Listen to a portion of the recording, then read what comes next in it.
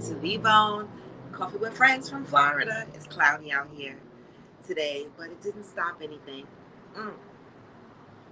It's going to be cloudy for a couple of hours, and then the sun might come out, and then you know what that means. Beach time for me. But in the meantime, between time, come on in, y'all. I don't have the music. I am not home.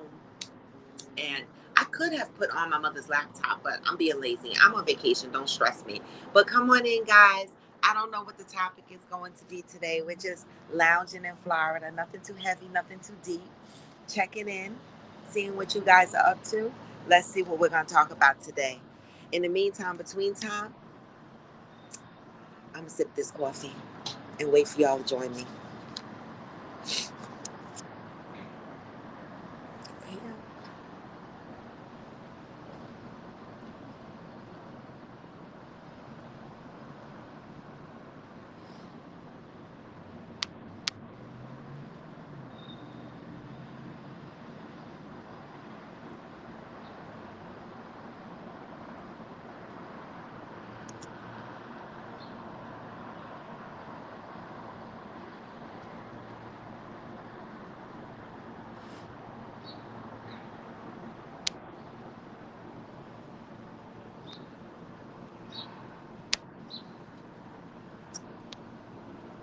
Okay.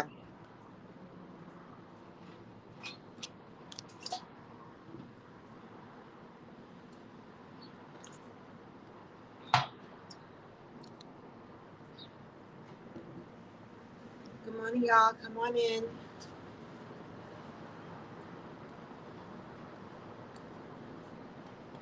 I'm outside enjoying the cloudy weather. But you know what? I don't care how cloudy it is. I still love it here. I love the temperature. I love the scenery. I love the neighborhood. I love everything about what's going on here, except for the politics, of course. Good morning, Cheryl Lee. Good morning. Come on in. Come on in. Get your coffee. I'm trying to figure out, should I change the way? Let me see. If I sit this way, will the lighting be better? Let me see. If I sit this way, is the lighting better? No, it's about the same. So we're going to stay here.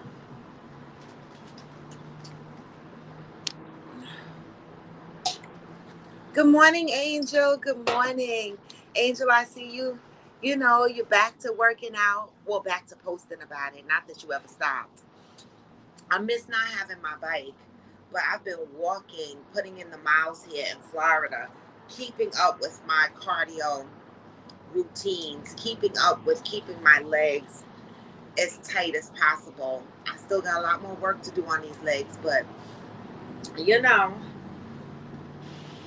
my goal is never to be skinny. My goal is to be tight. Like, I want my legs to be like bam. Like,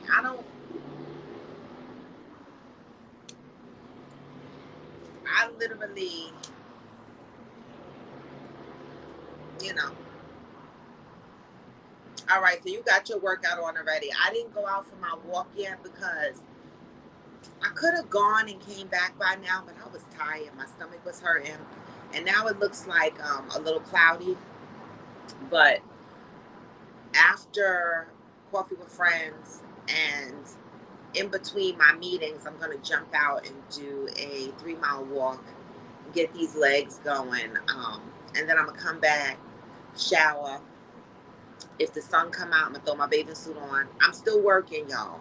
But in between my work schedule, I'm going to try to go and hang out at the beach for about 2 hours. Now, that's what my plans are, right? Because my face is already peeled, well, my nose peeled, and so my face is blotchy a little bit. So I got to even tone the, you know,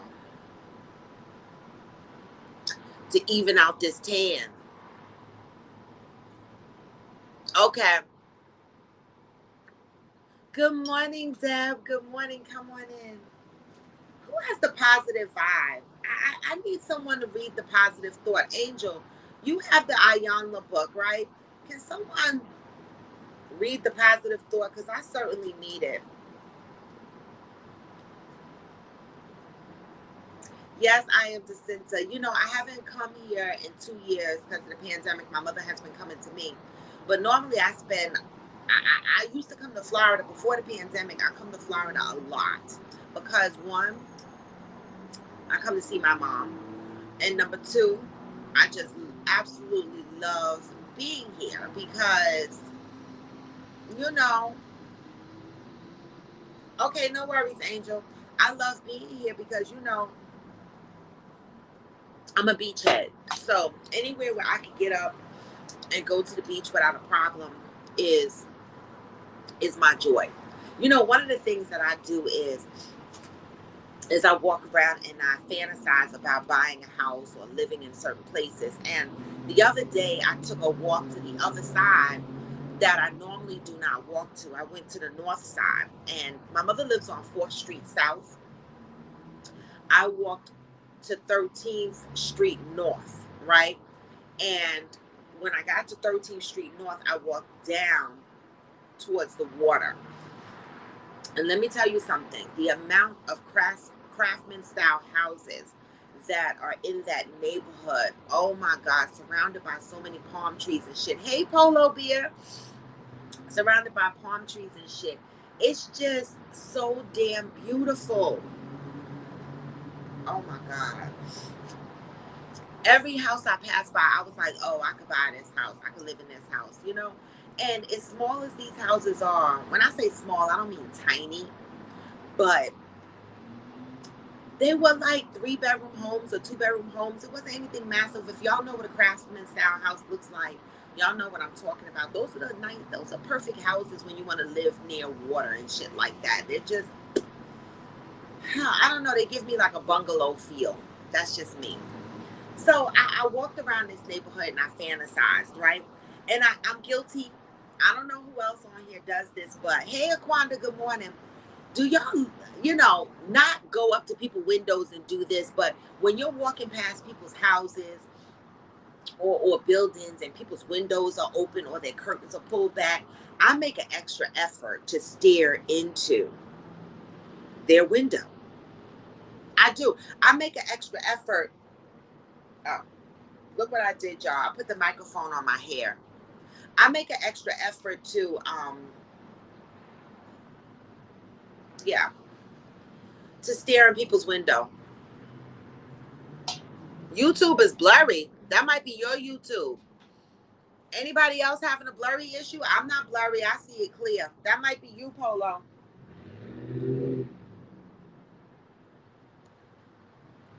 That might be you, Polo.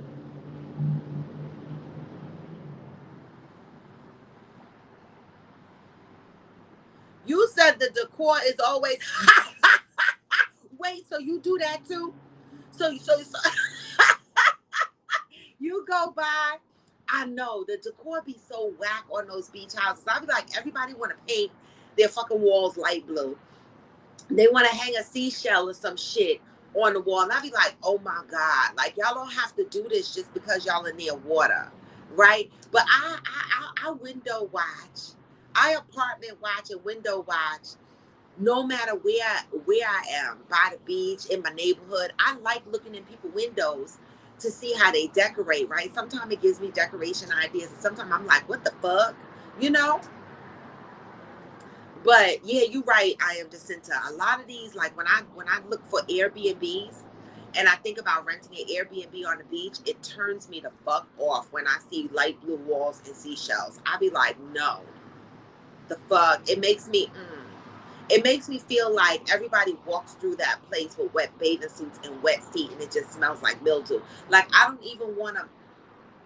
I even hate hotel rooms where you go into the hotel room and just because your hotel is on the beach, your comforters got seashells and shit on it looking tacky like a little mermaid room. I don't want that. If my room look like that, I'm mad. I'm pissed off. I'm calling the hotel ghetto because you don't got to do that. See how y'all triggered me with that? See, this I am just into how you triggered me with the fucking decorations of the beach houses. Oh my God, Angel. Right. I look at house hunters a lot. And good morning, Michael. I thank you for hopping over from TikTok. You know, I hate that shit too, Angel. You know, when they looking for houses, not only in Florida, but like it's like a Caribbean thing too. It's like any place that's on the water or surrounded by water, right? And I guess they do that for flooding and hurricanes and easy cleanup and shit like that. But I absolutely hate when I see fucking houses with ceramic tiles all in their living room and in their bedrooms. I'm like, no, that is gross. Right? I am just. Oh, so you too? You get triggered by shit like that too? Because I'd be like, no, I don't want to stay here. I remember one time I was in Vegas and me and my girlfriend stayed at Ghetto. We stayed in Old Vegas, and my my girlfriend's sister was traveling there for work, so she stayed at the Golden Nugget. We couldn't get the Golden Nugget. The Golden Nugget was remodeled, so it looks pretty decent in there, but we couldn't get a room in the Golden Nugget because they were booked because of a convention or whatever. So we had to get a room in the Four Queens.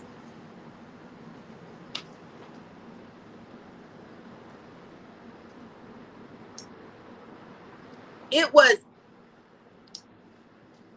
baby, we walked in the Four Queens and the fucking women at the front desk, right? They were dressed up as mermaids. Now, I know how serious people are about mermaids because I just watched that Mer People special on Netflix, and people are really into the mermaids, and I'm not judging. I don't have my no judgment cup, but the fuck. Um, you know, I'm not judging what people are into, right? But in this hotel, the staff was dressed like mermaids, and I was like, okay, red fucking flag. Red fucking flag, because they were dressed like Party City mermaids, you know, like with the colorful, real fake yarn. It was awful. The rooms was awful. Everything about the fucking place was awful. So to me, when hotels go overboard to make you feel like you're at the sea, it's a trigger for me too. Right, I am the center. Not the seashell hanging above the toilet. I don't like carpet either, Shirley, but give me wood floors. The fuck? Don't give me a bunch of tile everywhere. I don't like that. Because you know your grout start getting funny and you can't clean the grout. No, no. Like here in my mother's apartment, she absolutely hates her kitchen floor. Right? She hates her kitchen floor. She does. She absolutely does. Because it's the fucking ceramic tiles with the grout. And the grout gets dirty and well, it looks dirty to her. And so she spends so much time trying to clean the freaking grout and mop the floor and shit like that. And it ain't nothing she could do about it. Nothing she could do about it. Good morning, Hillbilly. Good morning. Come on in, y'all. Come on in. Happy Thursday. You know, damn, y'all, I come home Wednesday. Ah! I don't want the time to go by so fast, y'all. Right? I know that I still got almost a week left, but you know how that shit be. I hope that my plants are surviving because I did use the automatic watering globes, but them shits looked like they were whack before I left my house. So I'm hoping that my plants are not dead. I worked so hard on my plants. And you know, when you leave home and you don't have anybody to water your plants and babysit your shit, you know, you feel like, oh, the fuck? Like, I really hope my fucking plants survive. Yes, Angel, that's how my house was. We had wood floors everywhere else and carpet in the bedrooms when I had the house in Sparta. But then he pulled up the carpet in the bedroom and laid down heated wood floors because I love wood floors, but I'm cold at the same fucking time. And so he put the heating underneath the wood floors. So I love wood floors. I do. Wood floors and a nice throw rug. I love. My apartment that I live in right now is all wood floors except my bedrooms, right? So both of my bedrooms have carpet, which I hate, which I wish they pull up and just put wood floors. You know me, I will ask. I will ask them if they can put wood floors in my bedrooms. Because I don't give a fuck. All they can say is no. Hey, Deb. I know. I hope my plants survive. Hey, Brandilla. Good morning. Good morning. So no one has their hands on the positive vibe this morning. That's all right. It's all right. We're going to have to move on without the positive vibe. I didn't bring my book. My mother doesn't have it. And I could have looked it up on the computer, but I don't feel like digging up her computer right now. So what the hell is on y'all mind this morning? You know, I'm watching a show, right? And it's on Netflix. It seems to be a series of them out there, and it's called The Ultimatum. Has anybody seen that?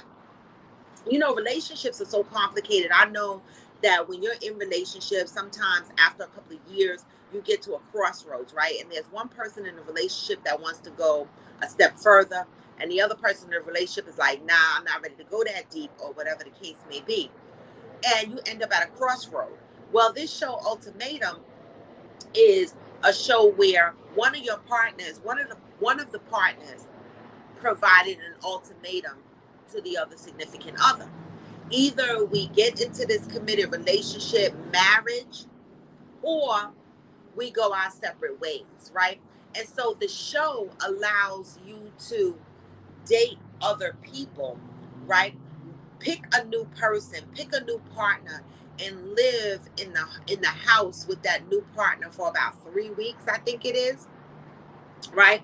And so I watched the ultimatum, the LGBTQ one. There's several of them, but I watched the LGBTQ series. It's about 4 or 5 episodes. I think a new episode just came out this week, so I gotta watch it today. And, you know, so far, what I've seen is they pick their new partners, they move into a new apartment, right? And they start to identify the things that they need based on this new partner and if what they had with the old partner is worth going back to. Would y'all risk something like that? Like if your relationship became stagnant, right?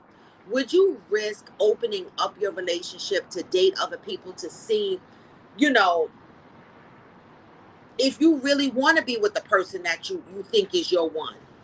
Would you take that opportunity if the opportunity was given to you? I'm asking. I think it's scary.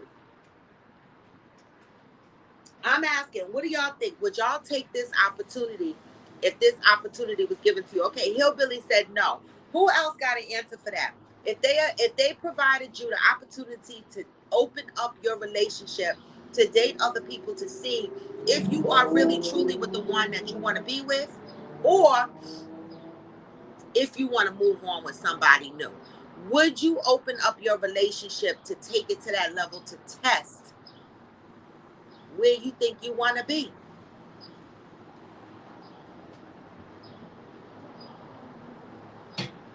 Hillbilly said no.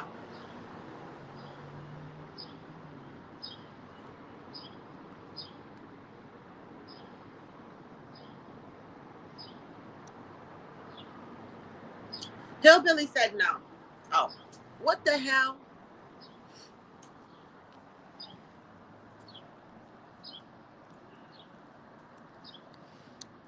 Oh my God, is it raining? Sure is.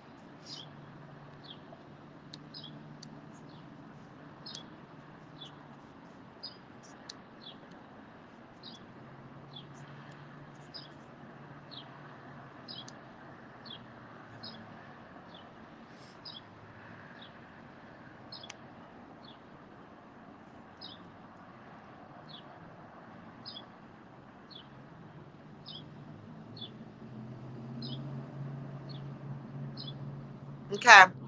I had to reset my screen. Brandon, I had some stuff going on. I was displaced due to a bad leak in my house and repairs. I'm good. Oh my God, Brandilla, I didn't even know that. Not that I needed to know that, but I'm so glad that you had some place to go, and hopefully everything worked out.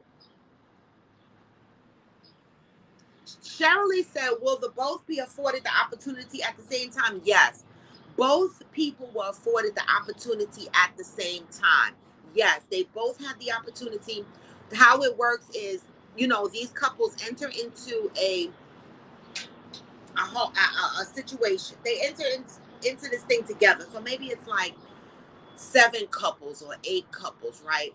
And so ultimately they date within that 16 or 20 people, and they choose their partners that they think they're going to be compatible with, and they live with them for about 3 weeks, right? And they try to determine whether they are discovering new things about themselves, new things that they need, or solidifying the fact that the partner that they truly originally was with is truly the one for them, right?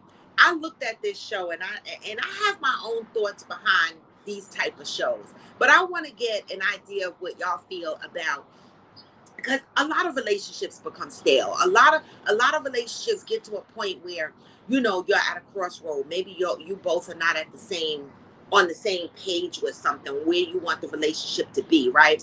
And so what happens, even though the other person might not want to take the relationship further, you are not ready to let go of that person, but yet you get stuck. You get stuck in a time, and it's waiting for this person to decide whether they're going to marry you or not. I've been there, right? And so this gives them the opportunity to date other people. I have my opinion on this, but I want to hear what y'all have to say. Deb said no. Good morning, Diane. All right. Hillbilly said, if after 5 years I'm questioning, it's already over. These are people, remember, these are couples that are not married yet. And the ultimatum is about one of the partners wanting to be married and the other partner not being ready to be married. Okay? That's what the ultimatum is about. And so one partner gave the other partner an ultimatum that said, if you don't marry me, I'm out. Okay? Would you then be okay with opening up the relationship to date other people to see maybe you don't want to be with this person, or maybe that other person, when they start dating somebody else, they'll realize they want to marry you. What do you think about these type of shows and these type of scenarios? Pastor, hell no. If I had to do that, I'm out, period. Oh my God, Brandilla, you in a hotel? The fuck? Hopefully your insurance company took care of that. Good morning, y'all. Your average logical thinker. Listen, me neither no more. I did a 20-year relationship. It was trash. I'm not doing that shit no more. First of all, I don't have 10 years in me. I'm 56 years old. And I don't even have longevity dating in me. Like, if you can't figure out, within 2-3 years the most, what the fuck you want with me, then you don't want me, right? Because I'm 56, and I feel like at 56, you don't need to date me for 10 years. The fuck, whether you want to be with me or not, right? And 2-3 years is my limit. Like, I can't. My fear is I don't want to end up in a situation I was in where I waited for a motherfucker for. I gotta move, y'all, because it's raining. 1 second. I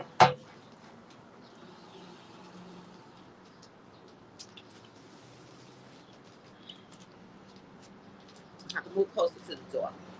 I've been in a situation where I've waited for a motherfucker to decide whether he want to marry me or not. And by the time one decided, they were ready to get married. The other one was like, no, we never ended up on the right page because so much shit had happened in our relationship that both of us was finding reasons not to go a step further. So I'm not even doing that shit no more because I find that when people are just together for years and years and years, they find more and more reasons not to marry. That's my opinion. Cheryl Lee said, if both of you might as well, because if the thought is there after surmounted, a significant amount of time, there's a problem in the relationship already. Well, some of them had different reasons, right? One, and I can understand some of their reasons though, right? But this might be a reason where we need to walk away. Like a lot of times we try to make excuses. We try to give our partners ultimatums. I'm hot, y'all. I'm having a hot flash. We try to give our partners ultimatums and shit like that when they don't want the same thing we want. For example, one couple on there wants to have children, right? Now, here we go, same-sex relationship, right? One of the couples, two women, right? They want to have kids, right? But how can I explain this? They want to have children. So they're both women, right? The one partner says, I want to have children. Her significant other said, well, I want to have children too. So you can have your own children and I'll have my own children and we'll just raise them together. But those will be your children and these will be my children. What kind of shit is that?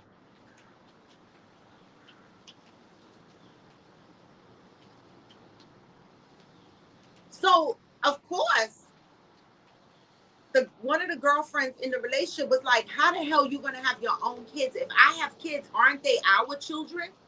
The other girl said, no, I want to have my own kids too. And so that my kids will be mine and your kids will be yours.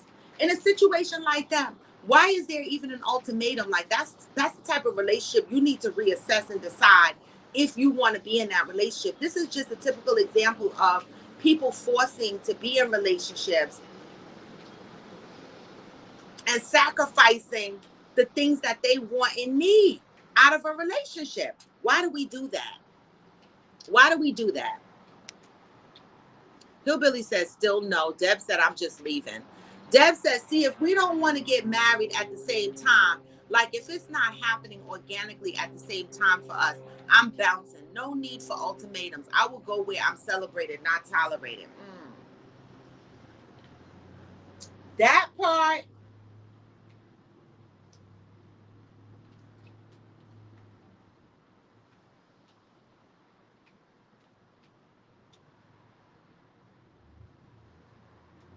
That part.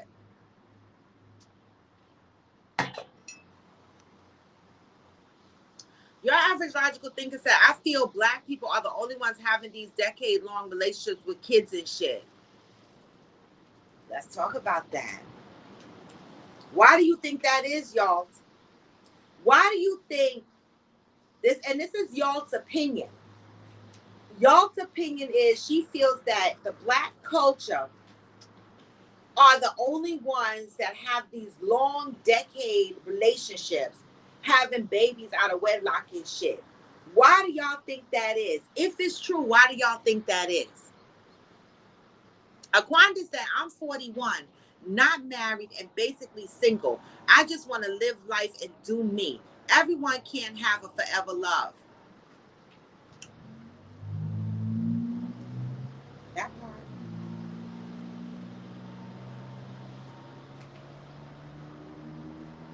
That part. Right? Hillbilly said marriages are at an all-time low now. It's everyone. Well, marriage is, it's not the thing to attain anymore, right? Now we grew up, right, with the understanding that marriage was important. We needed to have a significant other, blah, blah, blah, la, la, la, right? But marriage isn't the ultimate goal for a lot of people anymore, especially when people are not having children or they're done having kids. Like if you're single and you're done having kids and shit like that, a lot of people are like, what's the point of getting married? right? I could do what the fuck I want to do. What's the point of getting married? Hillbilly said, technically, I'm in a 24-year relationship. We are not officially married. Okay, Hillbilly, understood. That's your business, right? But 24 years, when I was in a relationship with my ex for 20 years, we weren't legally married, but we were legally domestic partners, right? We were papered up. So some people don't believe in marriage. Like my son always said he's not going to get married, but he and his girlfriend, they live a married life, right? But some people just don't think marriage is for them, and for various reasons, right? So you do what works for the fuck you. I ain't mad at that. Y'all said Judge Lynn told us that marriage should be treated like a full-time job, same effort, right? Y'all, I, first of all, relationships should be treated like that. Don't wait to get to marriage to treat the relationship like a full-time job. Like if you're interested in someone and you want to court that person and you see yourself having a future with that person, treat that shit like a full-time job. Don't wait till you get married to do that shit. The fuck? Let me know.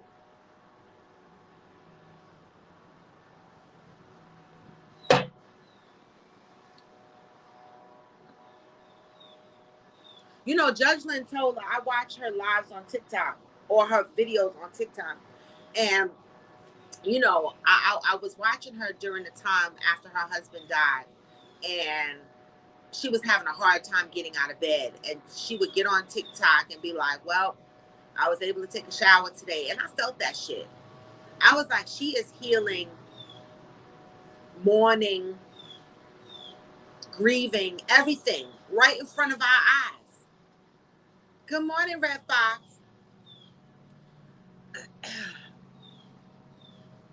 Dev said at average, not Brett Favre. He was definitely an exception. Deanna waited a long time with them kids. Why do y'all think that's so? And y'all made a statement that said in the black culture, she feels that we are the only culture or one of the few cultures that have these long ass relationships and spit out all these fucking babies without marriage. Why do y'all think that is? Cheryl said, I can understand the two women each may be wanting their own DNA children, but they can still embrace each other's children as their own and have a blended family. Good point, Cheryl Lee. Maybe one have one, the other one have one. That's not a bad compromise, right? And so these are things that needs to be discussed when you get into a relationship, right? These are the topics that need to be discussed. I'm going to give you my opinion on these shows, right?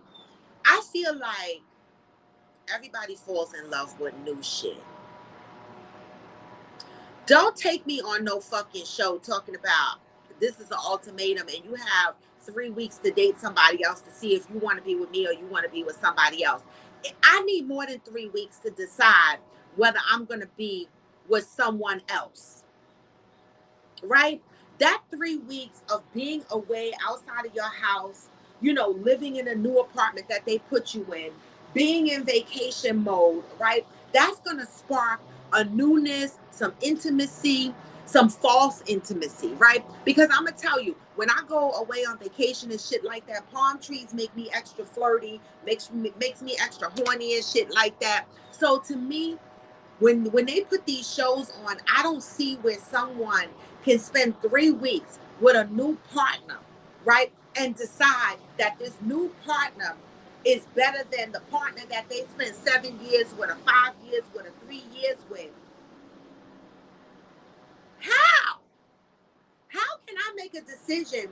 You throw me on a show and I'm dating a new person for 3 weeks. Of course it's gonna feel good. It's a new person, new conversations, no issues, nothing, no conflict. We're getting to know each other. It's the newness of it all. So obviously, yes, I'm going to be attracted to the newness of a new person, right? But how does that ultimately get you to a place of making a decision of leaving a relationship that you've been in for 3 years or so over a relationship you've been flirting around with for 3 weeks? Like, I don't be understanding how people make lifetime decisions on these shows. I'm asking because maybe it's me. Maybe y'all can decide in 3 weeks. But for fuck's sake, the hell? 3 weeks, 2 weeks, 3 weeks is like a vacation. Like you come back and then reality sets in. You gonna leave your person that you've been with for 3, 4 years for a person you spent 3 weeks with? Like, I'm not understanding it. I'm looking at the show like, are they fucking serious?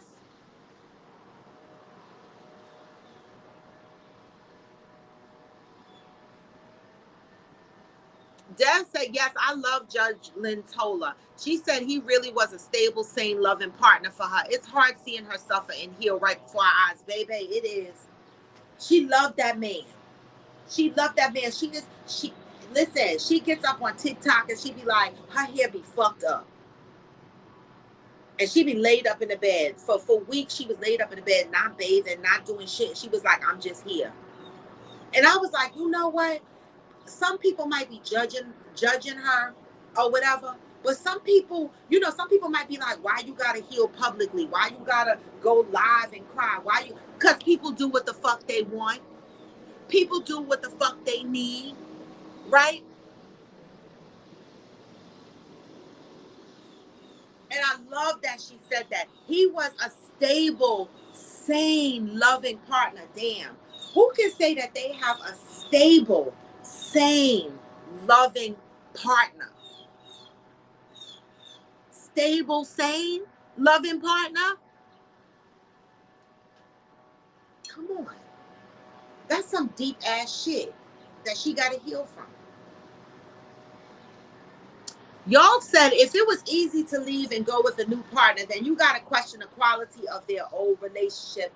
That part. So when I look at shows like this, right? Because, ever since doing Coffee with Friends, I look at these shows with a different eyeball. Before, I would just purely look at these shows with entertainment eyeballs. But now I look at these shows, with questions and deeper thoughts, like a healing type thing, right? And so I ask myself the same question. Y'all are gonna leave these relationships that y'all been in for a couple of years to go with some new shit you just met? See, that's the problem that is the epitome, in my opinion, of the problem that we have in today's society. The problem that we have with why relationships don't last, because people are jumping from one place to the next based on newness, right? People are not willing to do the work, come to the positions of compromise in relationships. It's so easy to give people ultimatums and move on to the next shit, right? But what do you think is going to happen when you move on with somebody new that you've only known for 3 weeks? What happens in year 1, year 2, when you hit those milestone markers? What's going to happen in those relationships? Ultimately, in any relationship, you got to put in the work. Hillbilly, you right. It give us some shit to talk about, though. You right. You right. You right. It give us some shit to talk about. But Deb, it's scripted, but unfortunately, some people are looking at this and navigating their lives based on what they see on TV. And it's very unfortunate. And it takes me to, I'm going to give y'all a perfect example. And you know what? I'm going to say this. And the person follows my page, so they're probably going to hear what I'm saying. And I'm not trying to be offensive, but I'm trying to teach people some shit, right? For example, you don't know me, right? You see me on social media. Not that y'all don't know me. This is a general statement. You don't know me. You see me on social media, you might be attracted to me, right? You might want to take me out on a date, or maybe you just want to smash me. I don't know what the fuck you want to do, right? But one of the things that makes my whole entire ass itch is when motherfuckers feel comfortable to inbox you and be like somebody inboxed me yesterday and said they want to do a hucklebuck on me. And then they ended it with, I mean no disrespect. Number one, if you gotta say you mean no disrespect, you fucked up. You fucked up. This is the doodle and the pee-pee in the dating pool, right? And watching shows like this tells me that these motherfuckers that inbox you with stupid shit like this, they watch shows like this and they think that that shit is real. And they're operating like that shit that we see on TV. The fuck? What is a huck buck? So I said, is you wanna put me in a huck buck? I said, is that a fucking car? Is that a house? Is that a boat? What the fuck is a huck buck? He said, do you remember the scene from Baby Boy?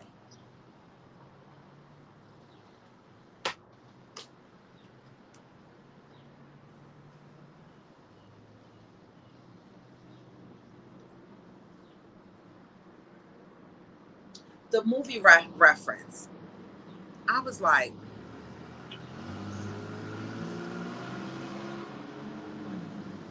and then he said, don't run now. I said, I said, I'm running. The fuck? People don't, where the fuck is, like, people don't even know how to approach people anymore in the dating scene. It's trash out here.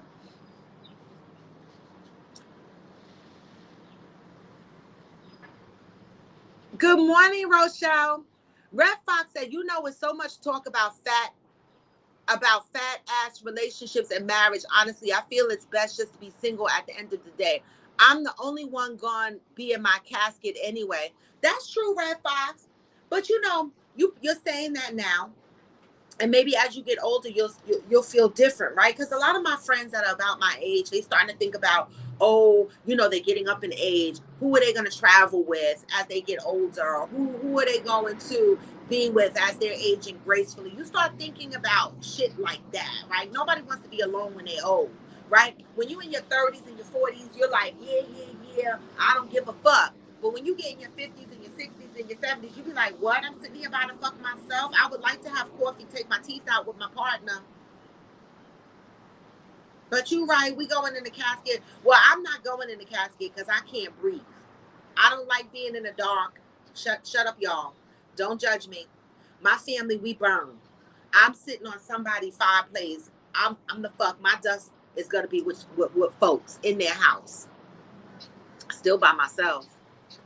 Your average logical thinker, he said a huck buck is the scene from Baby Boy when the guy went and got, what's her name, when Baby Boy went and picked, what's her name, up, Taraji, and dragged her to the room, or dragged the mama to the room. I don't even remember the scene, but I was not interested because what the fuck is a huck buck? And then I said,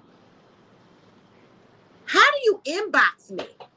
Right now, I know I get on social media and my content be risque, and I be on here showing my boobies and shit like that.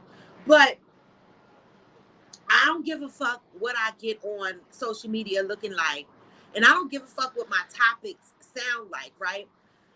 When you come to me, if you're interested in me and you're interested in dating me or whatever, you need to come to me with a level of respect. I don't know what no fucking huck buck is.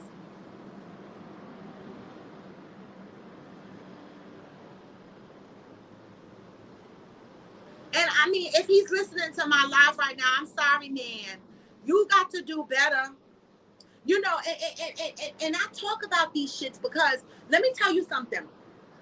I'm going to be real hard on these fellas out here because, I've had incidences where, okay, the huck buck, and then there's the men that be like, well, I want to take you out, but you could pick the place and tell me what time, where to meet you. No, I will never pick a place and tell you what time to meet me. All right. You need to let me know that you want to take me out on a date. Now, if we get together and you be like, you want to go, you give me options. You want to go here. I'll pick something like that. But don't initiate a date and then tell me to fucking plan it.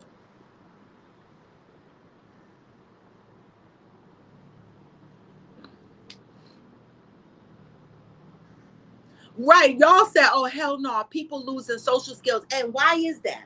Why are people losing social skills? Because we live in a text format, right? People are communicating their feelings and their emotions via text. People really are picking up the phone saying hello to each other. What the fuck? So it's Listen, I can see why we're losing our social skills. The fuck? Oh, Deb. Oh, it's the scene with Vim. Yes, that's what he said. The scene with Vim Rames and the mother. And I'm like, that's how I don't even know you, sir. Like, I know your uncle, but I don't know you. Like, you friends with me because I'm friends with your uncle. Like, but see, this is why I don't date younger guys, because I would cut you if you 50 something talk about I'm a huck buck you. Cause what the fuck is that? Let me get my charger, y'all.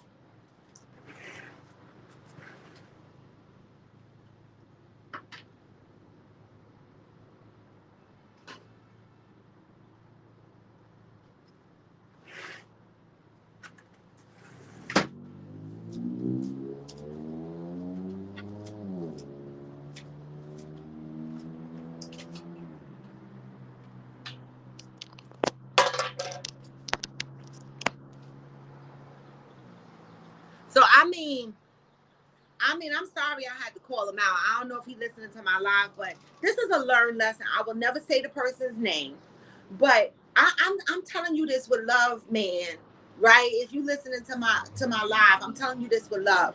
Don't go in women's inboxes and say you want a hug buck. That ain't cool. That ain't cool. And so again, back to these shows, the ultimatum, and they got a bunch of them out there, right? This is why there's doodle and pee pee in the dating pool. And the same thing happens outside of TV, right? Social media is the total ultimatum, right? You're dating, right? But there's so much shit going on social media, Facebook groups, IG chat groups. Everybody's in the group. Everybody is talking shit behind the scenes in these groups. Everybody is flirting and doing shit and sharing pictures and all kind of shit. It makes it easy for people to dip in and out of their relationships, all because of newness, right? And all these shows, these dating shows, are showing us on TV how easy it is to be like, okay, I've been with you for 7 years and now you getting on my nerves. So I'm going to go over here and figure out what this new shit is like.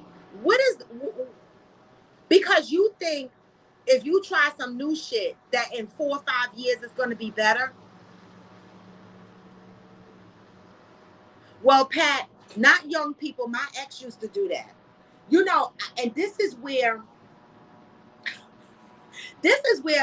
guys be like, you fucking aggressive, right? Sometimes people make me aggressive. That shit used to irritate my ass, right?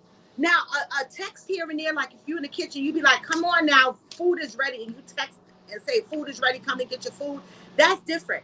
But we used to have big conversations in text, and I would be in the living room and he would be in the bedroom. And I have literally got pissed off and been like, what in the fuck is going on? Like, this motherfucker is literally in the bedroom typing me big ass paragraphs saying some stupid shit. I would get up off my couch. I promise you, y'all, this is not a lie. And my ex, sometimes he listened to my live still. I know that because when he talked to me, he say stuff that I know I said on my show. So if you listening, you know I'm not lying, sir. Okay? Big ass shit. I used to get up from the living room and walk into that bedroom and stand in his face and be like, why are you texting me? I'm sitting right over there. The fuck? What are you saying?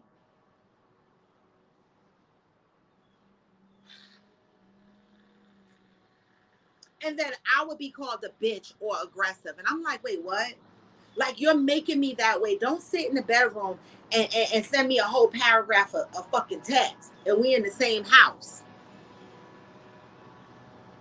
What is going on?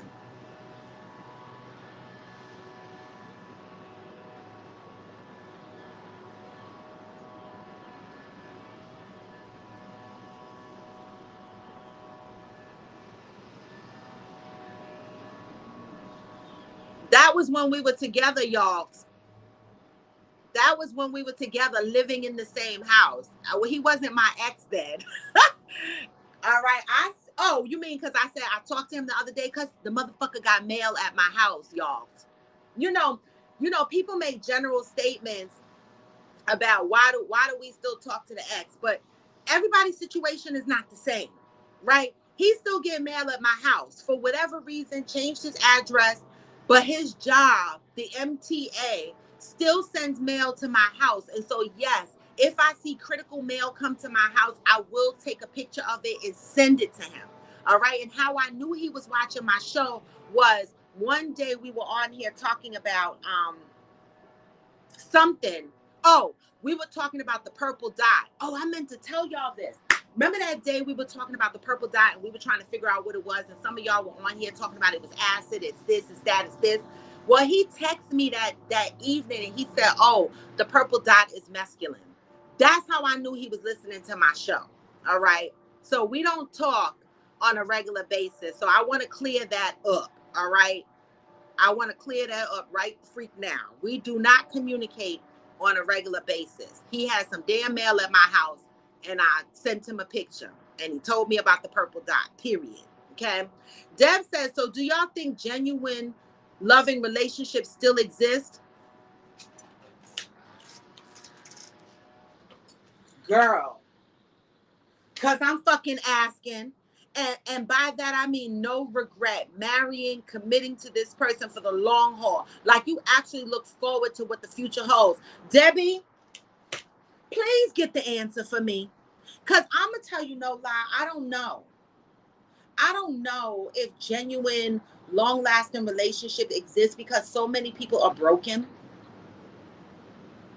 And people are out here, they don't really want to commit because they're greedy. And they figure, why would I commit, when I could do this and I could do that and I could do this and I could do that, right? People don't want to commit. I don't know if there's genuine loving relationships anymore. That's a great fucking question. What do y'all think? Do y'all think that there's genuine loving relationships out there that still exist? And I know some people might say yes, right? And if you are yes, tell us why you think that. And if you are no, tell us why you think that too. The fuck? I don't know. That's a good question. Do genuine loving relationships still exist? What do y'all think?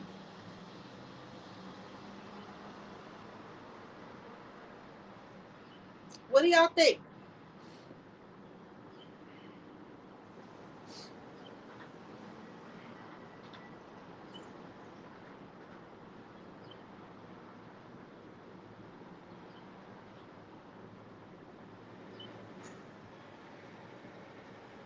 And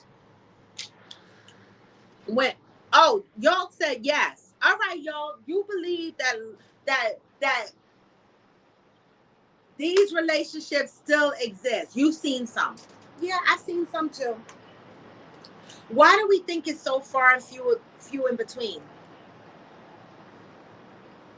Why do we think that? Because the question is asked, right? And look what y'all said. I've seen some, right? Shouldn't it be normal to see more than just some, right? Why is it like a unicorn to see genuine, long lasting / loving relationships? Why is that such a unicorn? Because I'm scratching my damn head. I've seen some too, y'all. But what I'm seeing in this single thing is,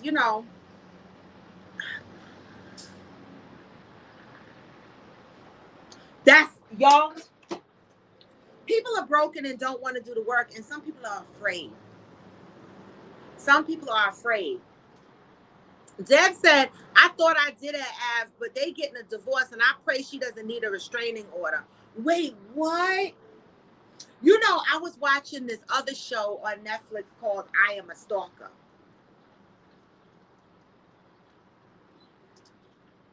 I didn't even finish watching it. These motherfuckers.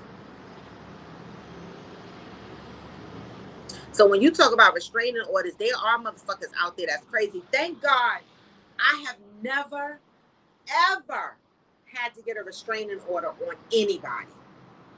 I have never, ever had to get a restraining order on anybody. Thank God. No one has ever threatened my life, right? Or threatened to harm me in any physical way. But before I probably would have got a restraining order, they probably would have got taken care of. Because the fuck, I'm going to call family members first before I call the fucking po-po. So people are broken and don't want to do the work. How do we get past that? Right? Because we're stuck there. People are broken and don't want to do the work. But yet, so many people out here saying that they're single and they want to be in relationships. I'm talking about the ones that say they want to be in relationships. You want to be in relationships. There's a population of people that want to be in relationships that are single, and then there's a population of people that are broken and don't want to do the work. How the fuck we gonna fix this? Aquanda. Who you stalked, Aquanda? Why you? I never stalked anybody. I never stalked anybody. Listen, you can live next door to me. I'm not gonna fucking stalk you. If you want to do shit that's gonna hurt me or make me feel bad, right? It's gonna come out. It's gonna come out. Okay? And I'm gonna hurt about it and I'm gonna grieve about it, but I'm not gonna fucking stalk you because I don't want no fucking body that don't want me. And I don't want nobody that feel like they gotta sneak around and do stupid shit behind my back. Know your worth, right? We talked about this the other day. How do we get to a point where we're accepting less than? I'm not stalking anybody. I've never been a stalker, ever, never. I don't want to. Cause listen, baby, I want my man to want me like I want him. If he don't, I ain't stalking you. The fuck to find out what? That you with somebody else? And then what? I'm gonna go home and shit my guts out and throw up in the toilet? I don't want you if I gotta stalk you. I don't. Right? You know what's gonna hurt me if we're in some sort of relationship or not. And if you do it and it hurts me, then you've already placed me in a position in your life where you want me. Deb said, you know how they say we shouldn't look at other people because we don't know what's happening behind closed doors. But this couple, y'all made it look easy. And the fact that it's ending is devastating. Because we don't. See, that's why I tell people all the time, happiness is a moment. It's like when we see couples, we're only seeing what they project to us. We don't know what goes on behind closed doors. We don't know. Right. And that's why it's so scary when people try to have relationships like people they see, because you don't know what kind of relationship they have behind closed doors. You only see the relationship they're projecting to you. I'm just saying. Aquanda said, been stalking since I was a kid. Nothing crazy. Just watching through the window and calling and hanging up. This was before social media. Aquanda, I'm not judging you. But why were you doing that? I just want to know what drove you to stalk these people. And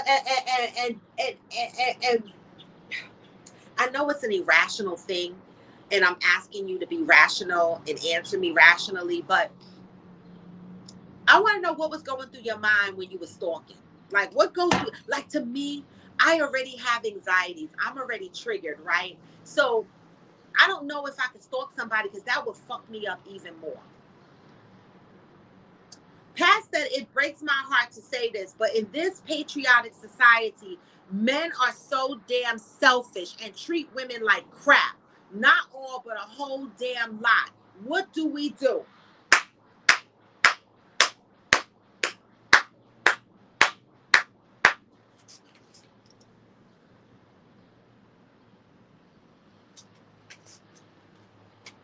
I saw something on the roof. Pat said it breaks my heart to say this, but in this patriotic society, men are so damn selfish and treat women like crap. Not all, but a whole damn lot.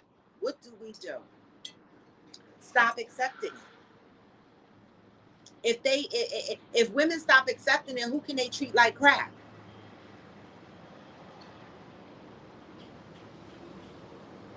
Aquanda, wait a minute. You said you toned it down. You toned the stalking down, but you didn't stop the stalking.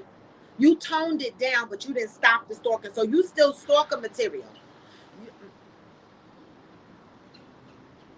You need to. You got to work on that, Aquanda, because nobody wants to date a stalker. Got it. Okay, so you thought they were cute and you wanted to be their girlfriend, but they didn't see you. Okay, I guess. I mean, I understand, but I still don't have it in me to stalk.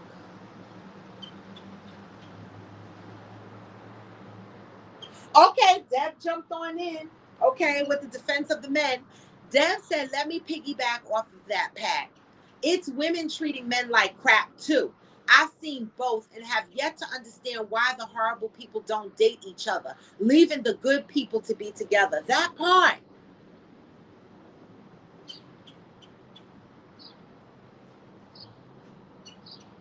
That part.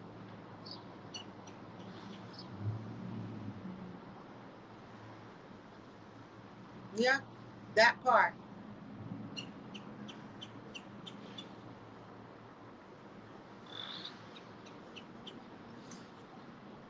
I don't know what the answer is, Deb, but the more and more I watch these shows, the more and more I shake my head at the state of our dating affairs. And at the work people need to do, because like when I watch these dating shows, right, a lot of their issues are really individual issues that they need to work on. Like some people make issues couple issues, right, but a lot of these issues and things that they're talking about, they need to deep dive as to why. Like when someone says, I don't want to be married, okay, you think giving them an ultimatum is going to make see, I would never want to marry somebody that said to me, I don't want to marry you. Why the fuck would I give you an ultimatum at that point? Why would I force you into marrying me? Like, I want you to organically want to marry me. I want you to organically want to be with me. Why would I give you an ultimatum to want to be with me? How can you sleep at night knowing that you gave your partner that's laying next to you an ultimatum and they married you based on the fact that you said, if you don't marry me, I'm gonna leave you? Who? I don't want it.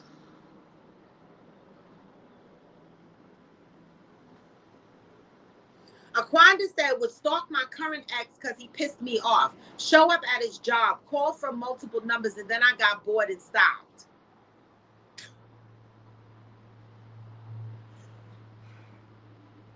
Wow. Well, at least you stopped. I mean, I knew a couple of people that were stalkers. I do. And let me tell you, I have not seen anything good come from stalking. Like, they stress themselves the fuck out stalking their partners. And guess what? These people that I know that stalked their partners still didn't end up with them. So what the fuck did you waste all that energy for? I'm not doing it. Because if they wanted you, you wouldn't have to stalk the motherfuckers.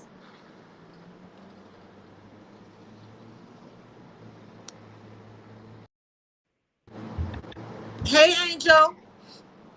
Good morning. Good morning. If they wanted you, you wouldn't have to stalk these motherfuckers. Yeah, I don't know. I just believe in you know, listening to people the first time. Let me get my headset, cuz it's noisy out here.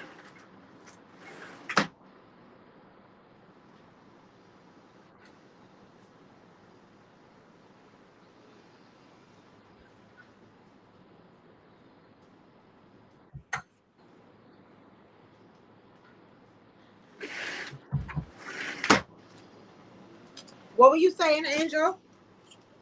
I was saying that, like, I believe in listening to people the first time, like you tell me, that this is not what you want. I'm not going to try and convince you, you That part. know, I, I believe you the first time. That You're part. not ready to marry me. You're not ready to be in a serious committed relationship with me. Okay, move around respectfully Exactly. with Ex- love, like you said, with love, move around. Exactly. He knows to look over his shoulder. Remember, I said when we kissed at the bank parking lot, I was on the phone with him and I popped up because I wanted them lips again. I'm in control. Oh, so it's almost like he This is allowed, the ex you stalked. huh? That's who she stalked. The one she kissed in Yes. the bank part. Yeah, he was one of the ones she stalked. Yes.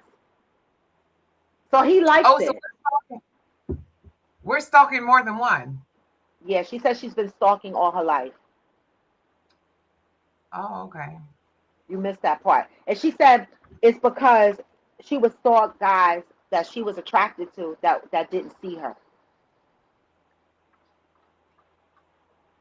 Yeah. And so that's a typical example of what I say when stuff happens is deeper than the actual act, right? Because when you Right. say you stalk the you know what I'm saying? When you say you stalk them because you weren't seen, what is that? That's something deeper. That don't really have, you Mm-hmm. know what I mean? That's really deeper. And Yeah. that's why when I look at these shows, I'm like, they're not even addressing the deep issues. They're just going about with these ultimatums. But are they really unpacking why their significant others feel the way they feel? Maybe it's some other shit. A lot of times, this stuff comes from childhood. It comes Exactly. from having parents that didn't acknowledge us, from parents that didn't make us feel seen and heard. Um, and I know that the way that I raise my kids is controversial. Like people will tell me all the time, like those are kids. They're kids. They don't have you don't have to listen to what they say. They don't get to have feelings. You don't have to respect them. They're your kids. And I'm like, disagree. Disagree. Like I'll tell my kids something, and if they feel differently about it, or if they don't like the decision, like my son, perfect example, 17 years old, we moved. He wants to go to the school that for his senior year, that's where we live now. I'm like, no, I think it's best that you finish your senior year out where you already done 3 years of high school.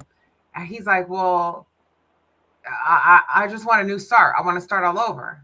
I'm like, I understand what you're saying and I hear you. However, from my experience, your senior year is not the time to do it. You're seeing he's not a good student. Like he struggles. And you're at a school where you done been for 3 years, you have an IEP, you got teachers that understand your struggles, they put accommodations in place for you. Hmm. Let's just ride it out. Yeah. Let's just write it out. But I allow him the space to express how he feels about the situation, what he thinks about it. And I don't just lay down the hammer, this is how it is. I'm giving you my reasons why. And I want you to understand. And I want you to also know that I'm listening to you, that I hear you, and that you matter. Because I don't Yeah. want them to grow up and And and stalk. and for it to manifest. Yeah, for it Yeah. in a relationship on some weird shit. Like, no, let's handle this now. When you're a kid, Yeah. Yep. Yep. Yep. Let me go. Let me see. So Deb said at Pat, I'm so sick of that masculine rhetoric being spewed by these weak men. It's like one man said it and so many started running with it. I do feel like we can't win. Aquanda said I was liking and crushing on a lot of boys. They just didn't like me back.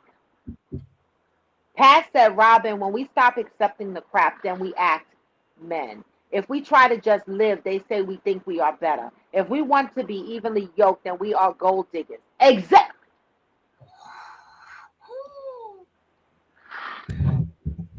you can't win. Pat, you done came in here with a whole sermon this morning. Because we certainly can't win because you are right. If we do not accept the crap that these men give us, they say we act like men, we're too aggressive.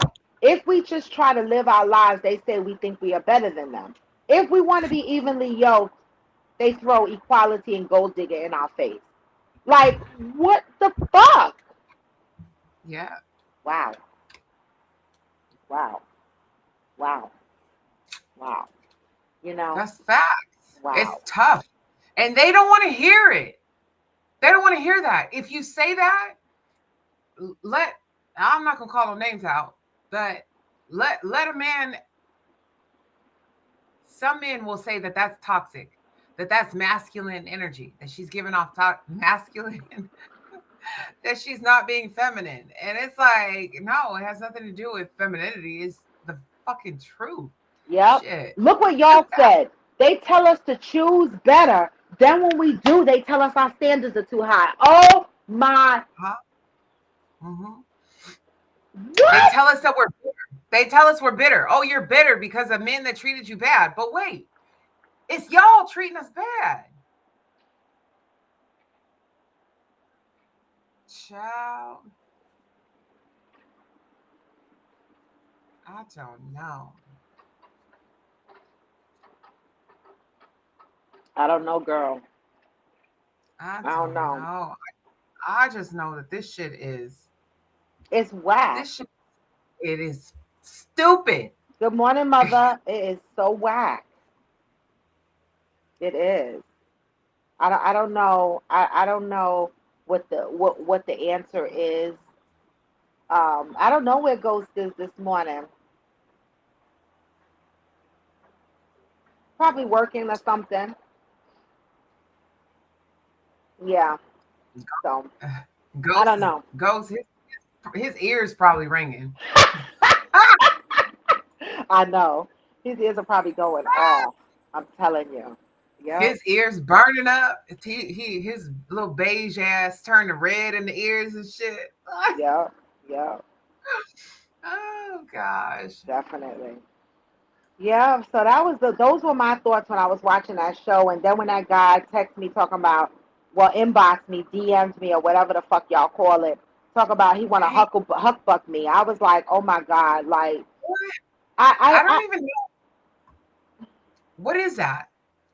he said it's from the scene from Baby Boy. That was the other thing. I was like, how old are you? You're referencing Baby Boy to me from the scene Baby Boy when Ving Rhames and the mother was he picked the mother up from the kitchen and flipped her over his shoulder and took her in the room and fucked her. And that he called that huck bucking? He said, yeah, he said, I'm not gonna lie, I wanna huck buck you or some shit like that. And then he said, I Yeah. mean no disrespect. So when you say I mean no disrespect, you knew it was disrespectful. Right. Right. Yeah. I And have the to tell crazy Jerry. shit is, I know his uncle, and so I was like, what? Like the fuck? I don't even date younger guys, and this is why. Because what the fuck is a huck buck? That part. Yo. And this person follows me, so they probably gonna say, "Oh my God, she's calling me out." But I ain't say your name, sir. But Right, it's fine. I didn't say We're your name, respectful. sir. But I'm teaching you a lesson. Like you don't inbox women and be like, "I want a huck buck." And if you do inbox a woman and you say, "I want a huck buck," and she be like, "Come on, the fucking huck buck," that's trash. Because what the fuck is that? I mean, I might want to be huck bucked, Not, but no, I'm not saying I don't want to be huck buck, but you don't know but me. I don't want you to have, right. You You don't don't know me, and you're trying to get to know me, I guess, or you're trying to get to that fuck ain't me. But that's not how you do that, right? You it. don't inbox somebody you don't know and say, "Oh, I want to hug buck you." That's the first thing you say. How about, "Hi, I'd like Right. to take you out on a drink," and then maybe after a couple of drinks you say, "I want to hug buck you." But motherfuck, you just jump in somebody's inbox and be like, "I want to hug buck you." Like, what the fuck is going on? What? Help us, God. Help us, God. They just skip the dinner and the drinks now. They don't even give a fuck. They just Why? Why? But I'm going to play devil's advocate, right? That might have worked for him in the past. There are some women out here. There are some women out here accepting, hey, you want a hug buck? exactly right. And that's the So kind you of women he needs to blame inbox. That's why I said there are going to be some women that be like, "Come on and hug buck," and then he needs to decide if that's the kind of lifestyle he want to live. But I'm them. not the hug buck woman that you inbox and be like, "I want to Yeah. hug buck you." I'm not her. That'll get you blocked. That won't even get you a response. You're better than I am, because like that's an immediate block. Like I don't. First of all, I don't know what the fuck that is. Right. I know. Uh, I said to him, I said, "Is you want to hug buck me? Is that putting me in a boat, a mansion? What the fuck is a hug buck?" And that's when he yeah. said, "Baby boy," and I was like, He said, "Don't run now." I said, "I'm going." The fuck? I ran. Uh. Mm-mm. Wait. Aquanda said, "If a guy can hug buck me, they're a keeper." They.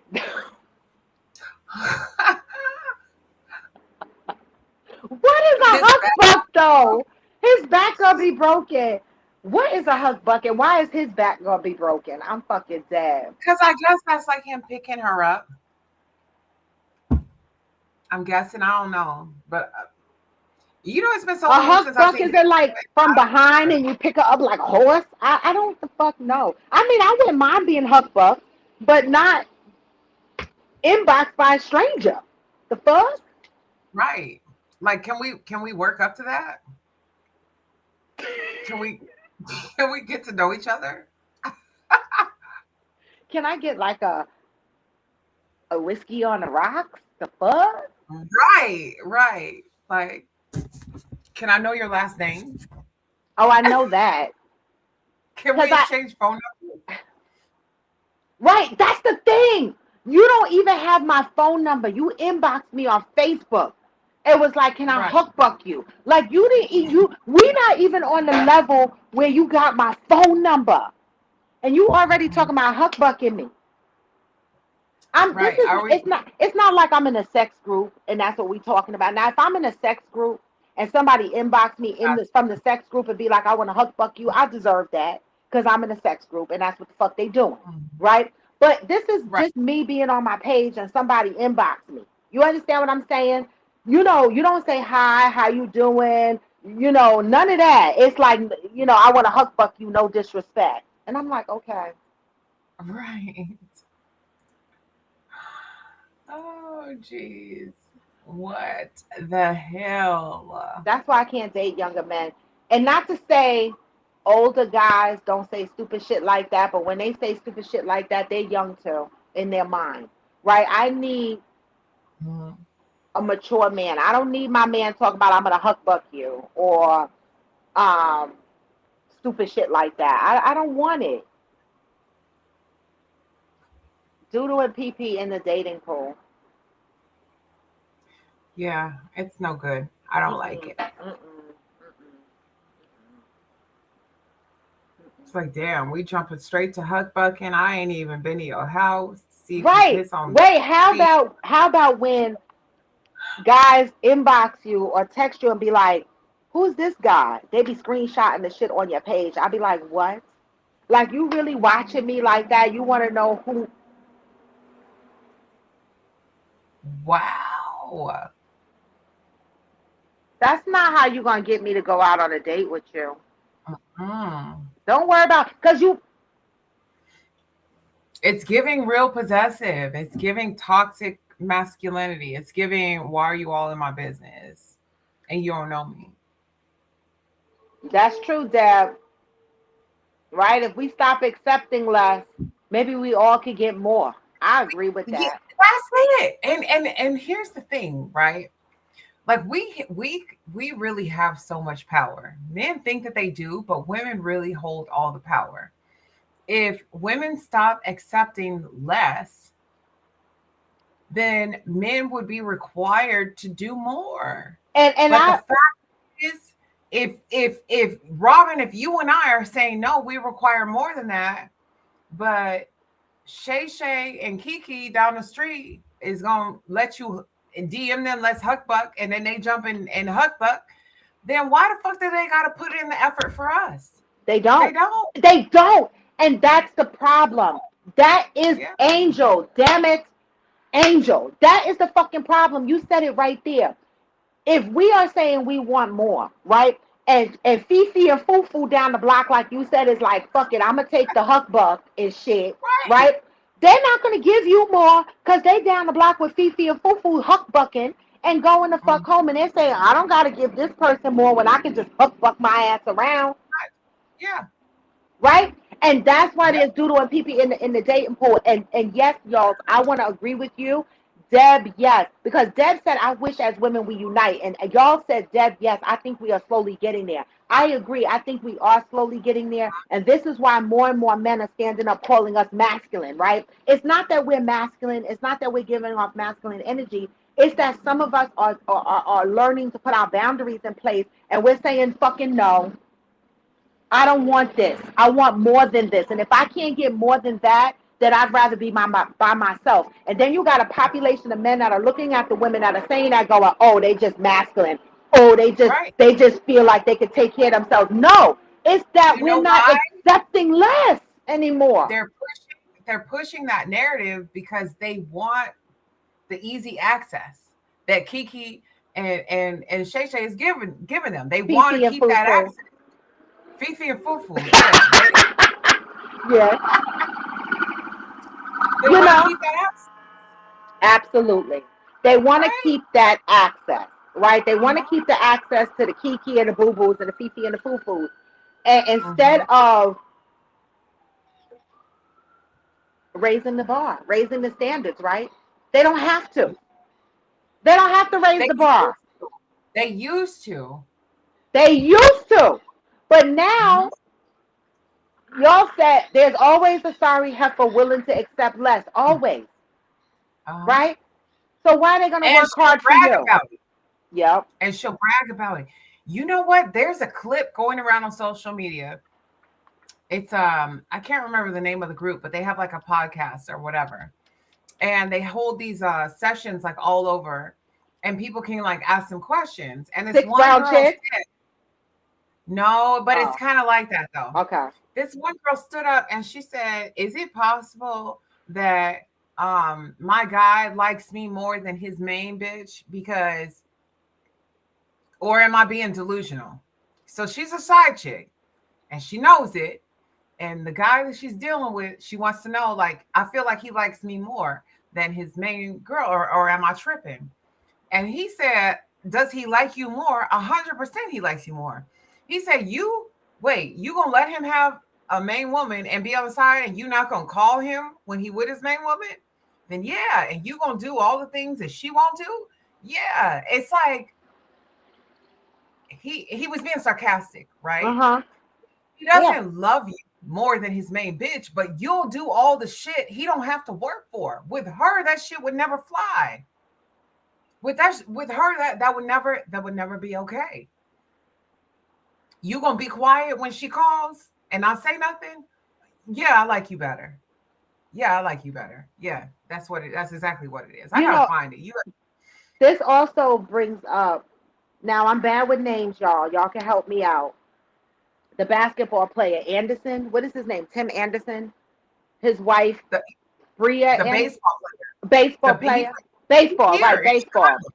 Right now, Uh-huh. he is all over social media. His situation is all over social media where he's been with a side piece for years behind his wife's back, and the side piece posts pictures publicly with him, right?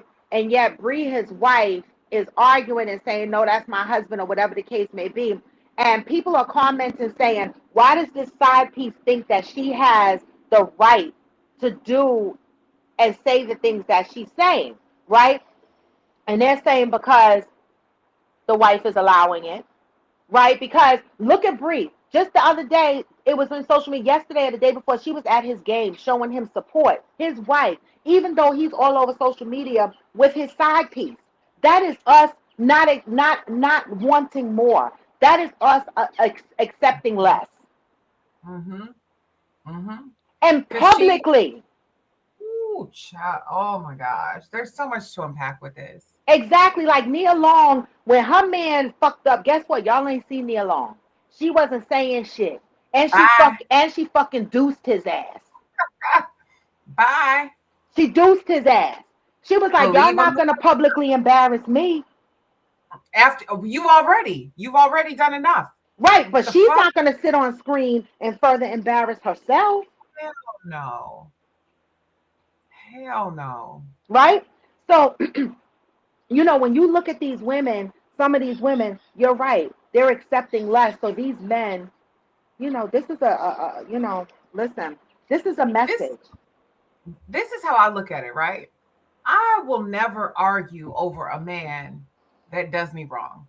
Because once you do me wrong, you're trash. You're literally a bag of garbage. Like that's what you are.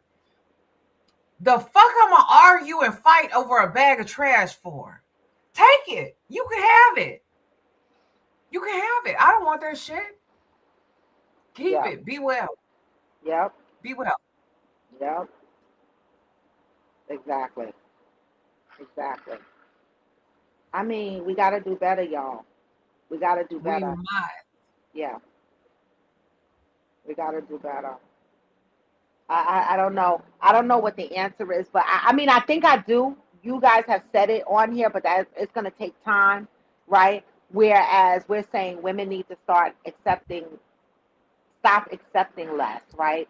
And want Mhm. more, right? And that's the thing, right? And like Pat said, there is a change and a trend where women are no longer accepting less and men are calling women masculine and calling, putting a negative light on the fact that women want more, right? And it's very unfortunate because it just tells me that there's a population of men out there that don't think women are worth giving more to. Mhm. And is it an issue with women not believing that they're worth it? Like, are there some women out here who think that they only deserve to be a side chick? They only deserve to get a huck buck DM. That's all that they don't see the value in themselves. They Yeah, see the value in the men, but they don't see the value in themselves. yeah, that's true. That's true. This is really food for thought for all those that are single and that are out there looking. Don't settle for less than, right? And no matter how hard it is, no matter how many times you've been called masculine, no matter how many times a man puts a negative thing on it, you know what? We should never settle for less than. Mhm. We shouldn't, right? And that looks different for everybody. I was just gonna say that, and you decide what less than is. You Yeah, decide that you decide that. because, like, for you, it might be less than is if he don't make six figures, and that's fine if that's what you require. Hmm. But for me, less than might mean that at least he works a full time job. Exactly. Like it doesn't, and it doesn't quantify your worth. What your less than is. Yeah, You know what I'm saying? Like whatever your requirements are, it doesn't mean that your worth is it doesn't matter. It's just what you decide. yeah, It's what you want. You know what I mean? And that's why, like, I feel like there's no cookie cutter for a great relationship. I yeah. think I that a agree. great relationship is a relationship that works for the people involved in it. I agree. I You definitely know what I agree. mean? And so, Yes. like, if you know what you require and the value that you place on certain ideals and certain aspects of the relationship, that's up to you. Yeah, I agree. And to add to that, to append to that, we as society, human beings, right, need to stop putting our level of standards on other people, right? So as Angel said, right, your less than may not be my less than, right? Mhm. And we gotta stop looking at other people and going, oh my God, like, what are you doing? I'm doing what I want to do, Mhm. what my requirements are, right? And you might not agree with that as a friend or a family member, but everything is not the same for everybody. And But we have to learn that too. do you think that there's like a baseline? Do you think that there's I like do. there is a baseline? I do. I do agree that there's a baseline, Uh-huh. right? And it would be the premise of every relationship, right? Trust, respect. I think that Right. there's a baseline there, right? Yep. And so if you have those core things in your relationship, trust, respect, you know, Honesty. honesty. Hmm. You know, you feel safe in that Yes. relationship. Those are like, to me, that it has to be a foundation, Uh-huh. obviously, Hmm. right? And there should be a basis. I think every relationship should come with a cookie cutter foundation, right? And Yeah. then you build up from that. Now, if you don't have no damn trust, the fucking What are foundation is you not doing? there. Like What some are you people doing? try to build on rocky ass foundations from the beginning. There's no trust there, baby. What are you trying to build a house on? Yeah. I had to And learn why? that. I built a house on many a cracks. No more, right? So I do think that there needs to be a foundation, but above that foundation, everything else is like not cookie cutter, Hmm. you know? That's where you adjust it to meet your needs, Yeah, right? yeah, exactly. This is so good. I hope this helps somebody. I know. I hope it helps a I hope lot of somebody hears people. it that like needs it. I mean, it definitely helps me because as I'm out here in the dating, world, these are things that constantly remind me not to accept less than. And Ah. it's probably why I'm moving extra, extra slow. That's my own trauma, right? Because I Mhm. want to make sure that I'm choosing organically and not based on my trauma, Mm. right? Mhm. And Yeah. so I have to be careful of that because sometimes, in my reading and doing the show and shit like that, people attract each other. People can be attracted to each other based on the unhealed parts of them, right? And so I want to make sure that, through my healing journey, that everything that I feel for other, my significant other is organic and not coming from a place of trauma. And the same for him, right? I Yeah. want to make sure that him loving me or him being with me is not coming from a place of trauma in his life, right? Because a lot of us have gone through things and gone through a lot of experiences, right? And in some of the things that I read, people end up in relationships and together based on the unhealed parts of them. And I don't want that, because as I'm still healing, I don't want to be with somebody that I chose based on an unhealed portion of myself, right? And then as Mhm. I'm healing and I start to evolve, that person is no longer for me. I chose that person based on something that was temporary, Mhm. and Mhm. so But don't you think that like I hear what you're saying. I understand it, and that like really resonates with me because I think that I used to do that. okay. I I think used to do that that. but the reason why I'm saying this is because I know for a fact I did it in my past relationships, and that's why my relationships never worked because as I Uh, started to evolve, I started to recognize the brokenness that was there. mm. That no longer suited me. You know what I'm saying? Because I'm trying to evolve past that. And I don't want to make that mistake again. I think that for me, when I was doing it, I'm specifically speaking about the last two relationships that I had. Hmm. I knew that they were just Mr. Right Now. Okay. Like I never tried to convince myself that this was like a forever thing. Like I knew that those relationships were serving a purpose. Hmm. Uh, and I knew that like neither of them were sustainable for different reasons, not the same reasons.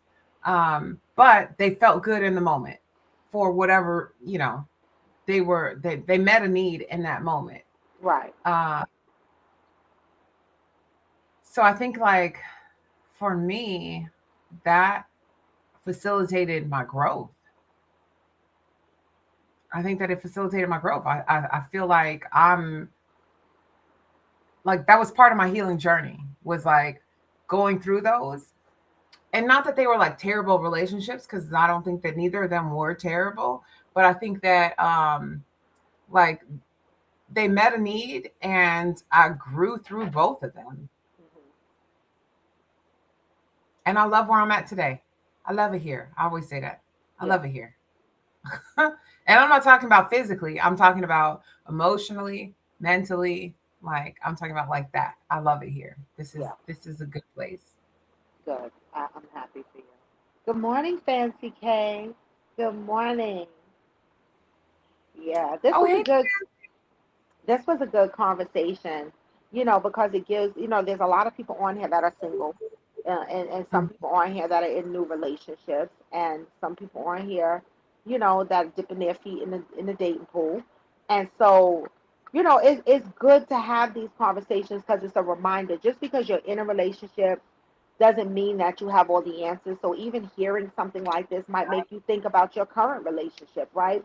And it's not to say think about leaving your current relationship. It's just to remind you that, you know, make sure you are getting and giving your best self in a relationship, right? Getting ah, and giving, right? And yes. so, and that's what I'm hoping for. I'm hoping to be my best self in a relationship and get the best of someone in a relationship, right? And for me, being that I have anxieties, my anxieties are crazy. Like I know that I need to go to therapy. I say it over and over again because my mind just be fucked up. Um, and I really need to look into therapy aggressively, right? Because I'm not able to do it by myself, obviously, because I've been working on these anxieties for years, and they just not going anywhere. And so my anxieties will have me overthinking and have me self sabotage a relationship based on my past experiences, based on how Yeah. I feel anxiously, right? And anything that looks familiar to me will scare me and again make me self sabotage. And so I have to work through all of that, right? And so I know I'm a work in progress, and I am consciously, and this is another reason why I don't rush to in the dating, because I want to make sure that I'm doing the work on myself so that I could be a healthier person in the relationship, and give the person the best of myself, right? And so we have to be conscious of that as well. Pat said, Angel, some people enter into our lives just for a season, and that's okay. Absolutely. Friends, the I think fuck, that's what I was trying to family, say. family members too. Family Ah, members too. Family members too. I didn't pick those motherfuckers. listen. I didn't. I didn't pick those motherfuckers. I posted something in my story, but I'm not going to talk about it until I get back. But I posted something in my story that talked about losing trust, right? What is the first incident that happened in your life where you lost trust? This is going to be a topic that I'm going to hang on for a series of days, right? Because, I posted in my story that my first loss of trust happened within my family. That was my first Same. entry of losing trust, right? Not from a stranger, but from my family, right? And so, how do Hmm. you recover that level of trust that was lost so long ago, right? And so that's where I'm at mentally. And I think about that because I think that that plays into the relationships that I choose, right? I choose relationships that feel family like.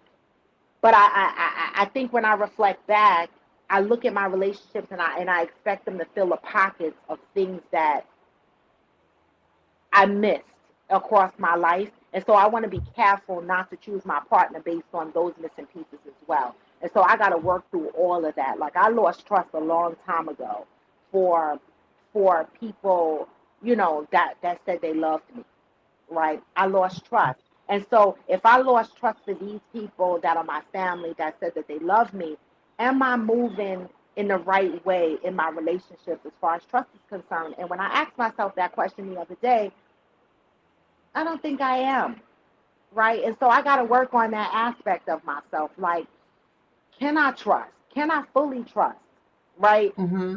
As I haven't fully healed from the mistrust that was that I lost so many years ago from a family member or family members, you And know? was it never like, did you never recover from that?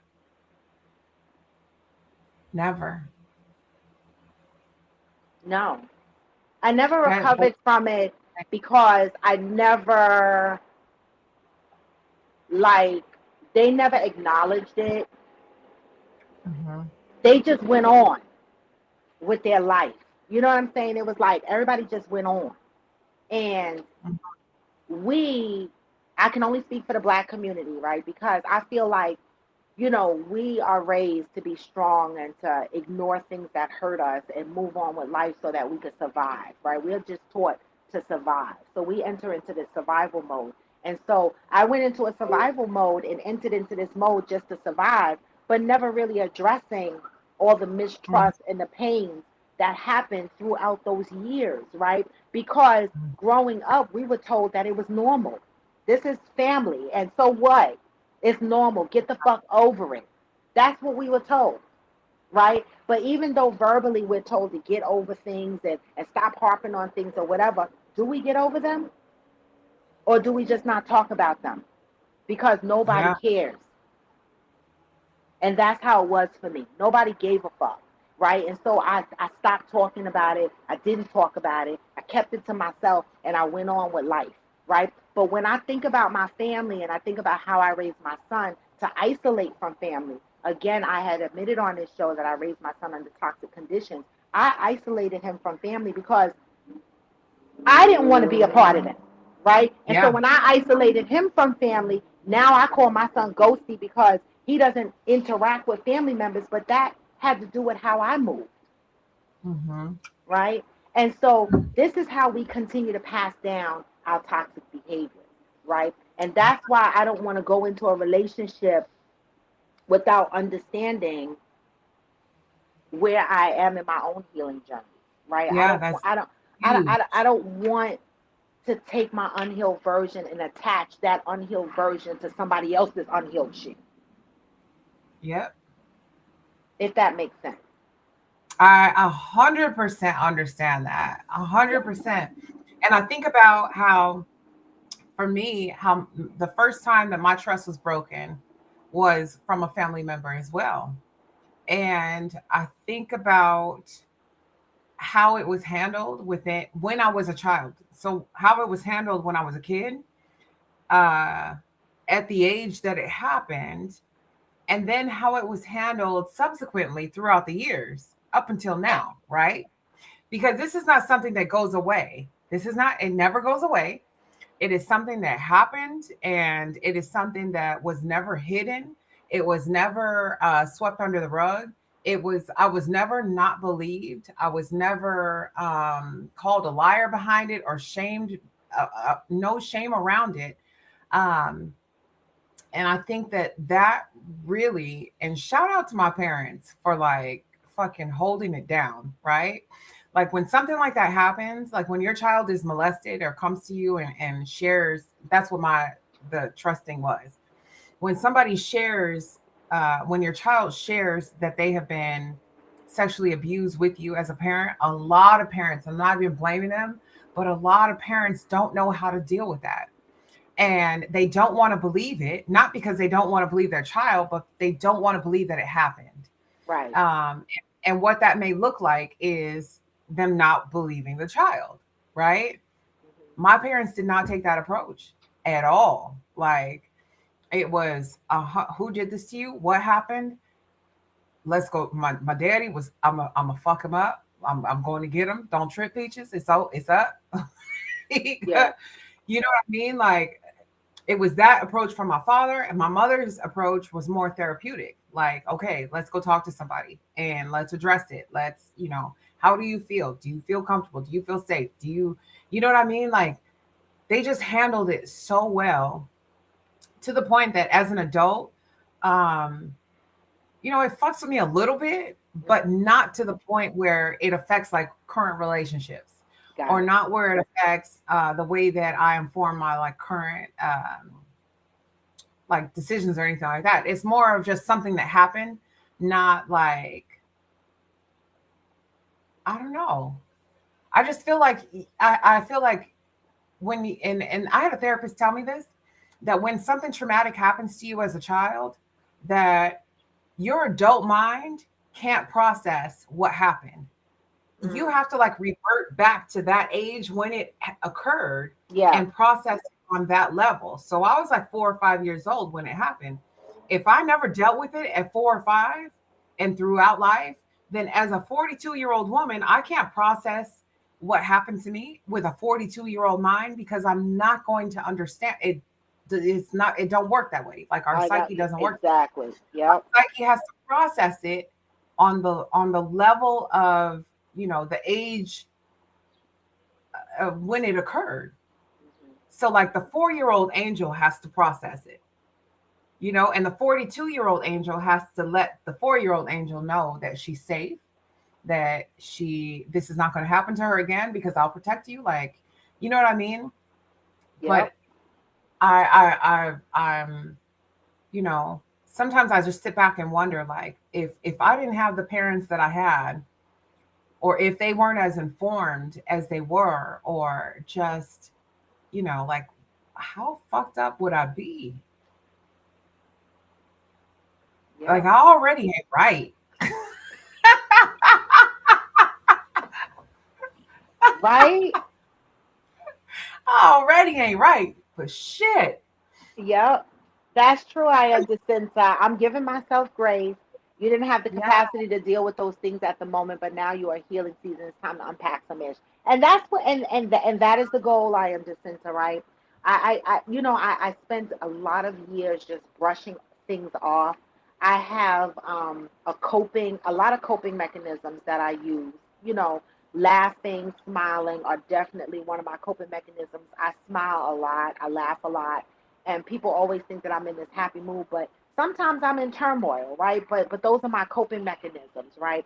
And I think it's because you know throughout life I was kind of told stop complaining or stop whining or whatever the case may be, and so I just maintain this aura of I got it, it's okay, right? But inside I Mm. be unpacking some deep ass shit. Yeah, Okay. as you should. Um, Johnny said maybe it has affected you in a way that is destructive, but maybe it's affected you in a way you process danger. Maybe, I don't know, Johnny. I don't know. It's weird, right? I don't know. But thank you for that. Fancy says, shit, ain't nobody all the way right. Show me one person that is. Shh, Uh-huh. I can't. Right, can't do it. I don't know. I don't know them, you know. Mm-mm. So that is definitely something I'm gonna touch upon when I return back and start unpacking shit because I put my healing.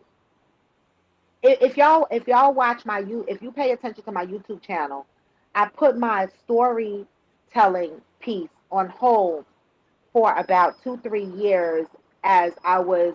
It, it went on hold during the process of me breaking up from my last relationship, right? So I needed time to get through that to be able to get my mental back to a place where I was ready to con- continue along the journey of unpacking my life and telling my stories.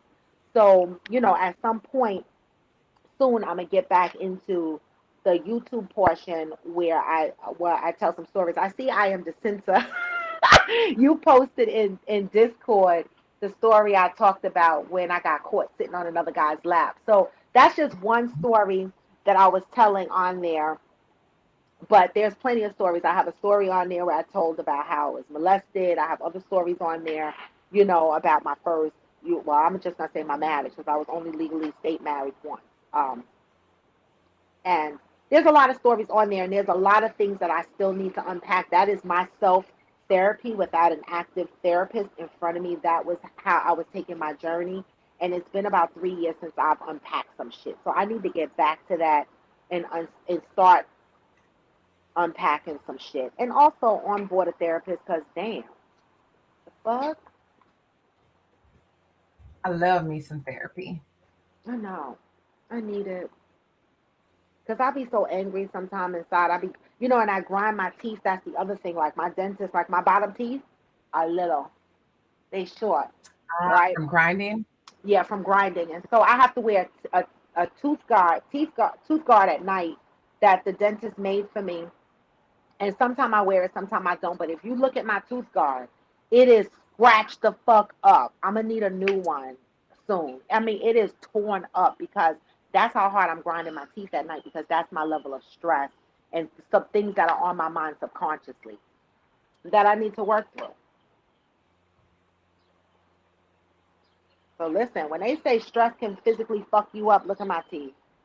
I be talking to my dentist like, how can I?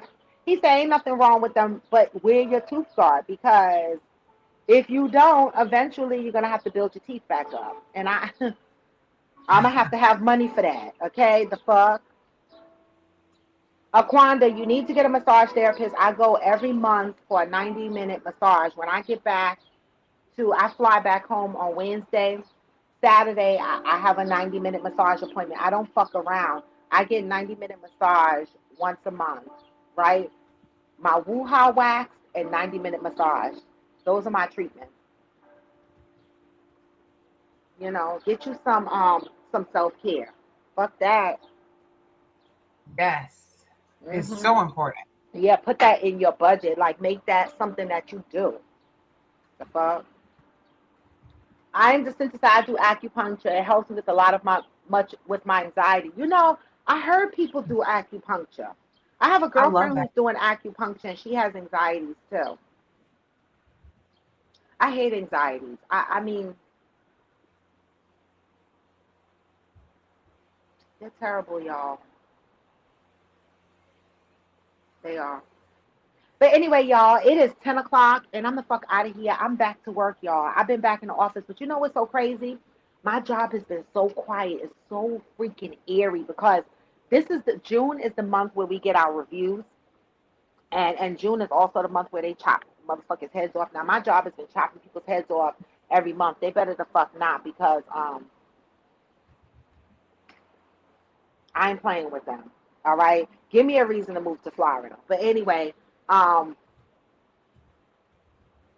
I gotta go, y'all. My boss is off today and tomorrow, and I'm gonna try to bust out some work and try to. The sun is out. I'm gonna try to do 2 3 hours at the beach today. Like around 2 o'clock, get there, do some afternoon sun, and chill, have a sippy sippy, and come back. All right. But I love y'all. This was a really good conversation, y'all. You don't know how much I needed this today. Aquanda said I'm gonna try lymphatic drainage massage for my legs. Okay. I know I am Jacinta. I know you a beach girl. Yes, I will send some Florida sun, and you have a good day. Thank you, Angel, for joining as always. I No love and problem. appreciate Bye. you Love co-hosting. y'all. Love y'all, and I don't have music to send y'all out on. Go. No matter how low you feel, you can still You can go. still go. No matter how hopeless you feel, you can still go. Go. Go. Go. Go. Go. Go on for now, but never forever. Peace, y'all. I love y'all. I'm out.